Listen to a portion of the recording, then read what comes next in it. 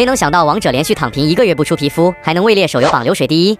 狂魔哥每个月都会观看国内手游榜流水，看完手游榜第一后，魔子也是非常震惊，表示王者躺平1个月还能赚28亿，也是没谁了。王者荣耀11月份都没怎么出皮肤，你就说手游里面的魔法类型的游戏，有哪个品质比王者荣耀更过关的吗？英雄联盟手游，你在弹幕口出英雄联盟手游这几个字的时候，自己想不想笑啊？英雄联盟手游，首先我说句不好听的，这游戏在国外热度都没有王者荣耀手游高。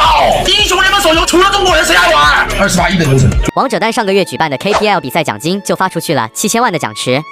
但是对我们的小王来说，这点成本压根不算什么。这些奖金发出去差不多卖1天皮肤就可以回本，更别提10周年以及其他大型活动的成本是不计其数的。基本每次都是豪华节目以及明星助阵。